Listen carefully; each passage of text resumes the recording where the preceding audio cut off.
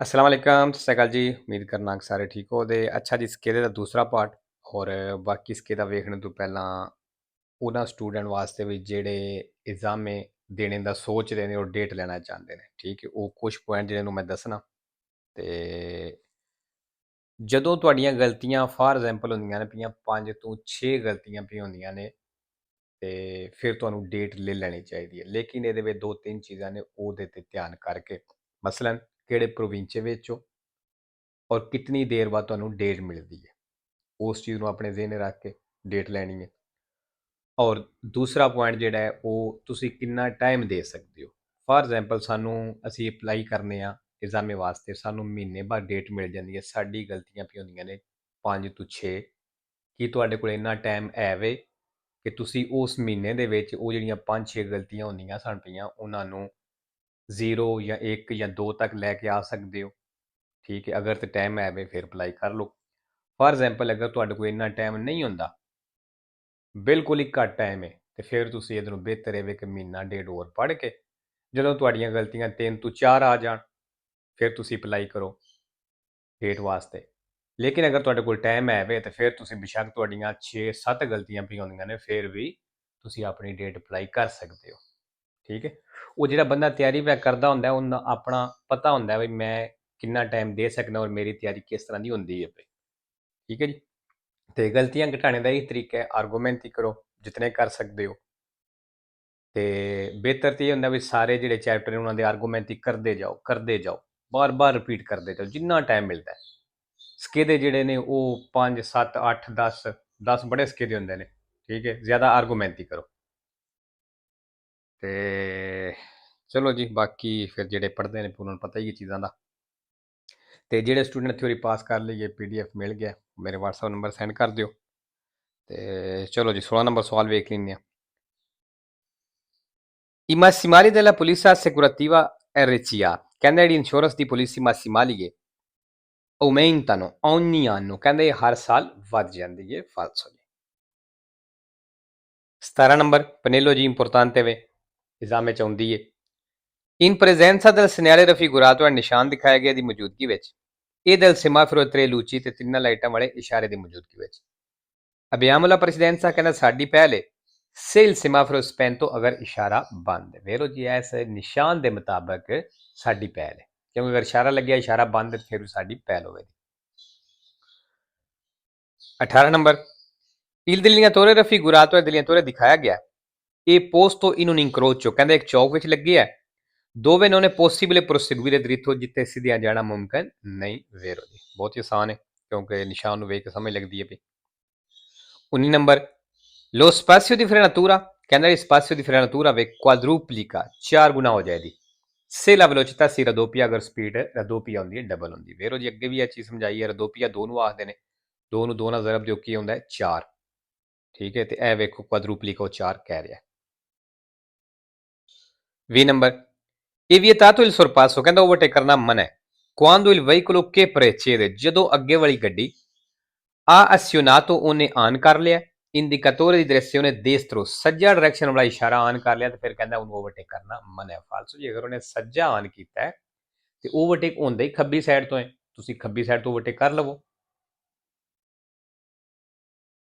21 number ਇਹ ਜਿਹੜਾ ਨਿਸ਼ਾਨ ਹੈ ਇਹ ਇੰਜਨ ਆਇਲ ਦੇ ਲੈਵਲ ਦਾ ਦੱਸਦਾ ਹੈ। ਠੀਕ ਹੈ, ਚਲਦੀ ਹੋਈ ਗੱਡੀ ਦਾ ਆਨ ਨਹੀਂ ਹੋਣਾ ਚਾਹੀਦਾ, ਅਗਰ ਆਨ ਹੋ ਗਿਆ ਤੇ ਇਹਦਾ ਮਤਲਬ ਇਹ ਜਿਹੜਾ ਇੰਜਨ ਆਇਲ ਹੈ ਉਹਦਾ ਲੈਵਲ ਘਟ ਗਿਆ, ਪ੍ਰੈਸ਼ਰ ਘਟ ਗਿਆ। il simbolo raffigurato ਨਿਸ਼ਾਨ ਦਿਖਾਇਆ ਗਿਆ ਉਹ ਇਸ ਤਰ੍ਹਾਂ ਪੋਸਟ ਕਹਿੰਦਾ ਲੱਗੇ ਹੋ ਸਕਦਾ ਹੈ su una spia XP ਤੇ luce rossa, ਜਿਹਦੀ ਰੋਸਾ ਲਾਈਟ ਹੋਵੇ ਦੀ, ਲਾਲ ਲਾਈਟ ਹੋਵੇ ਦੀ। ਵੇਰੋ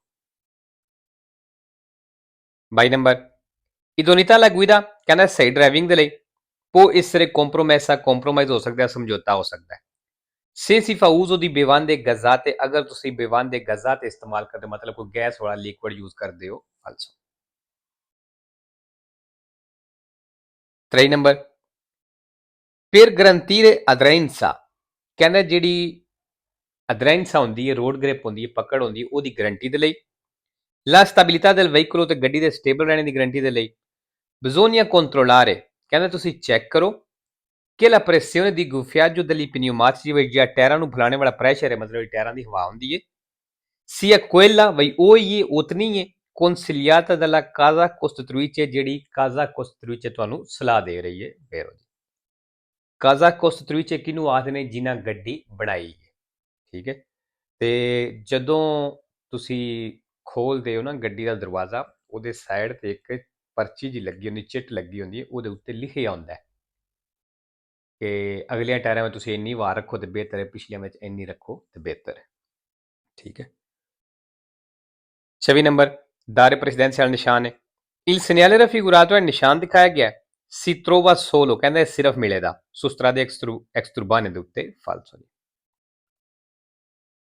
5 ਨੰਬਰ ਬਿਲਕੁਲ ਆਸਾਨ ਬਰੂਨਗਾ ਜਿਹੜਾ ਸਿੱਧੇ ਚਲੇ ਜਾਓ ਔਰ ਜਿੰਨੇ ਇੱਥੇ ਜਾਣਾ ਹੈ ਲਿਨਾ ਤੇ ਜਾਣਾ ਹੈ ਉਹ ਖੱਬੀ ਸਾਈਡ ਨੂੰ ਮੁੜ ਜਾਵੇ il segnale raffigurato indica ਜਿਹੜਾ ਨਿਸ਼ਾਨ ਦਿਖਾਇਆ ਗਿਆ ਦੱਸ ਰਿਹਾ un parco giochi o ਇੱਕ ਪਾਰਕ ਹੈ sulla sinistra ਖੱਬੇ ਫਾਲਸੋ 26 ਨੰਬਰ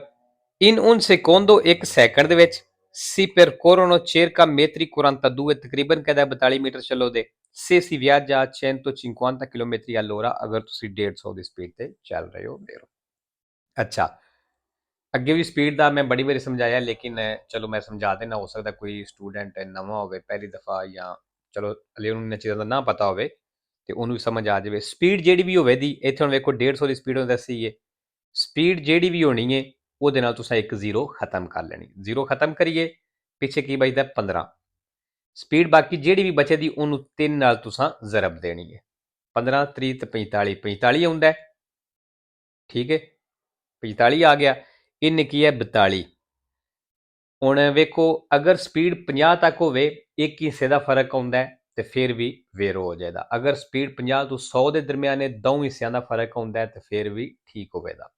ਹੁਣ ਸਪੀਡ ਆਈ ਹੈ 150 ਵਿੱਚ ਤਿੰਨਾਂ ਹਿੱਸਿਆਂ ਦਾ ਫਰਕ ਆ ਜਾਵੇ ਤਾਂ ਵੀ ਵੇਰ ਹੋਏ ਠੀਕ ਹੈ ਇੱਥੇ 45 ਆਇਆ ਸਾਡਾ ਜਵਾਬ ਤੇ ਇਹਨੇ ਦੱਸਿਆ 42 ਤੇ ਤਿੰਨਾਂ ਹਿੱਸਿਆਂ ਦਾ ਫਰਕ ਪਿਆ ਹੁੰਦਾ ਫਿਰ ਵੀ ਠੀਕ ਹੈ ਜੀ ਇਹ ਟ੍ਰਿਕ ਹੈ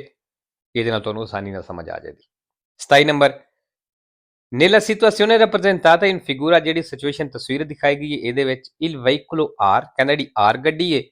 deve attendere ਇਸ ਇੰਤਜ਼ਾਰ ਕਰਨਾ ਹੈ il trazzo del veicolo H ਗੱਡੀ ਦੇ ਚੱਲਣੇ ਦਾ ਠੀਕ ਹੈ ਜੀ ਨਾ ਫਾਲਸੋ ਕੀਤੇ ਆ ਫਾਲਸੀ ਹੋਇਆ ਤਸਵੀਰ ਤੁਸੀਂ ਉਹ ਚੈੱਕ ਕਰ ਲਿਆ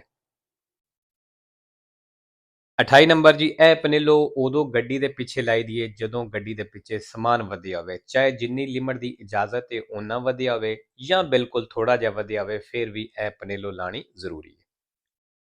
il pannello raffigurato ਜਿਹੜੀ ਪਨੇਲੋ ਦਿਖਾਈ ਗਈ ਹੈ può essere sostituito ਕਹਿੰਦਾ ਇਹ ਚੇਂਜ ਹੋ ਸਕਦੀ ਹੈ ਦਾ una bandiera di colore rosso ਕਹਿੰਦਾ ਇੱਕ ਲਾਲ ਕਲਰ ਦੇ ਕੱਪੜੇ ਦੇ ਨਾਲ ਝੰਡੇ ਦੇ ਨਾਲ ਚੇਂਜ ਹੋ ਸਕਦੀ ਮਤਲਬ ਇਹਦੀ ਜਗ੍ਹਾ ਤੁਸੀਂ ਲਾਲ ਕੱਪੜਾ ਲਾ ਸਕਦੇ ਹੋ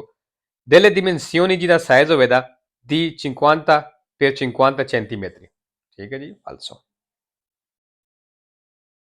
29 number in presenza di tratti di strada ghiacciati ਕਹਿੰਦਾ ਜਦੋਂ ਸੜਕ ਦਾ ਉਹ ਹਿੱਸਾ ਜਿੱਥੇ ghiacciati ਬਰਫ਼ ਜੰਮੀ ਹੈ ਇਹ opportuno ਤੁਹਾਨੂੰ ਚਾਹੀਦਾ ਹੈ usare maggiore attenzione ਵਿੱਚ ਤੁਸੀਂ ਜ਼ਿਆਦਾ ਧਿਆਨ ਜਿਹੜਾ ਉਹ ਕਰੋ nel transito ਚਲਦਿਆਂ ਹੋਇਆਂ su zone in ombra ਉਹ ਜ਼ੋਨੇ ਤੇ ਜਿੱਥੇ ਓਮਬਰਾ ਵੇ ਸਾਇਆ ਵੇ ਕਹਿੰਦਾ ਉੱਥੇ ਚਲਦਿਆਂ ਹੋਇਆਂ ਜ਼ਿਆਦਾ ਧਿਆਨ ਕਰੋ ਵੇ 3 number per diminuire il rumore ਕਹਿੰਦਾ ਸ਼ੋਰ ਘਟਾਣੇ ਦੇ ਲਈ ammesso dei veicoli a motore ਜਿਹੜੇ ਇੰਜਨ ਵਾਲੀਆਂ ਗੱਡੀਆਂ ਬਣਾਉਂਦੀਆਂ ਨੇ ਇਹ opportuno ਤੁਹਾਨੂੰ ਚਾਹੀਦਾ ਹੈ praticare dei fori ਵਿੱਚ ਤੁਸੀਂ ਸੁਰਾਖ ਕਰ ਦਿਓ nel dispositivo silenziatore ਵਿੱਚ ਸਿਲੈਂਸਰ ਦੇ ਵਿੱਚ ਤੁਸੀਂ ਸੁਰਾਖ ਕਰ ਦਿਓ ਕਹਿੰਦਾ ਸ਼ੋਰ ਘਟਾਣੇ ਵਾਸਤੇ ਫਾਲਸੋ ਅਗਰ ਸਿਲੈਂਸਰ ਦੇ ਵਿੱਚ ਸੁਰਾਖ ਕਰੋ ਉਹਦੇ ਨਾਲ ਸ਼ੋਰ ਵਧੇਗਾ ਘਟਣ ਨਹੀਂ ਲਗਾ diminuire ਨਹੀਂ ਹੋਣ ਲਗਾ ਤੇ ਲੋ ਜੀ ਅੱਜ ਦੀ ਵੀਡੀਓ ਖਤਮ ਕਰਨੇ ਇਨਸ਼ਾਅੱਲਾ